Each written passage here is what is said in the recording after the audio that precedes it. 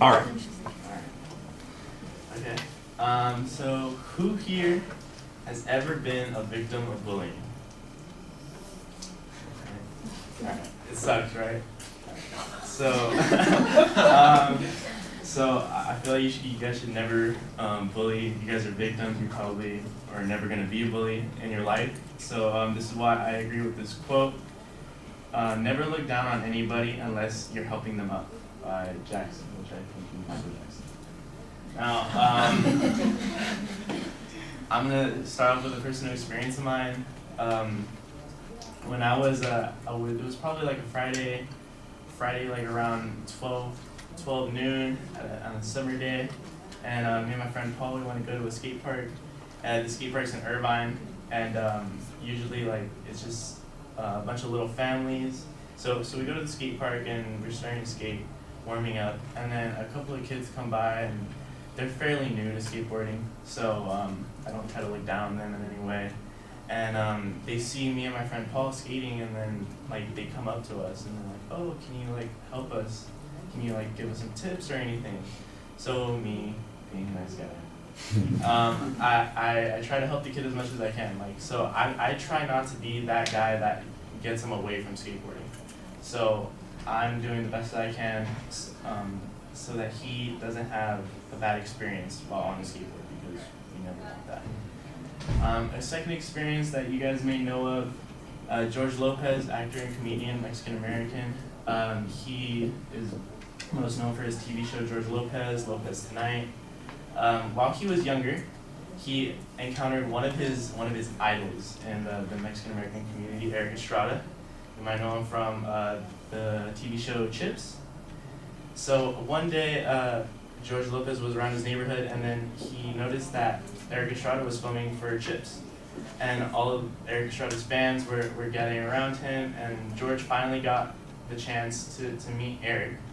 And Eric just looked at George, and George had an extended hand, and then Eric just nodded no, and he left.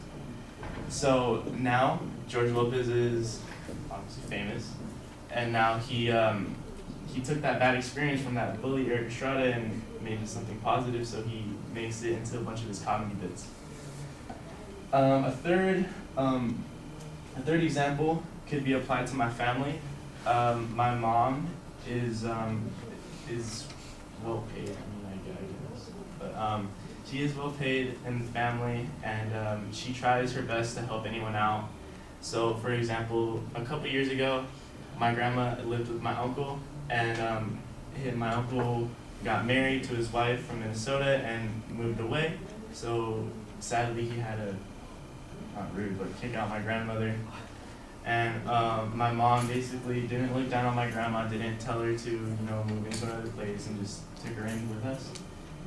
So yeah, that is why I agree with the quote. I could never look down on anybody unless you're helping them up.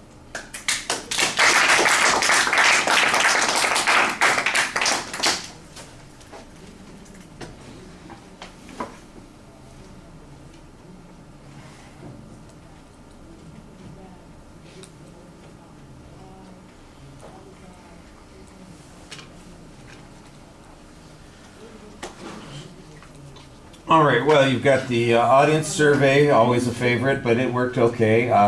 You have an assumption built into the opening part that I think is a little bit awkward, that bullies themselves are not bullied. I'm not exactly sure that that's true. There is a bit of a preview at the beginning, so that's okay.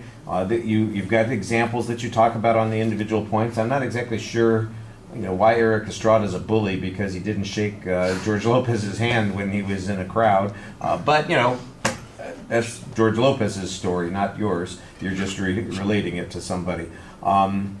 You have a tendency to stand sideways while you're speaking. I think part of it is you put the topic over there and you keep wanting to have it as a comfort thing to look at. And that side of the room gets a little bit more love than this side of the room as a consequence. And you want to spread the love. You want all of us to be appreciated in the presentation, so you don't want to do too much of that favoritism. Maybe there's somebody over there that you respond well to. I understand that. Sometimes there's a smiling or friendly face, and you say, well, I'm going to give that one a little bit more attention. If you're nervous, I could see why you would do that. But those are minor quibbles. For the most part, everything was solid. All right. Thank you.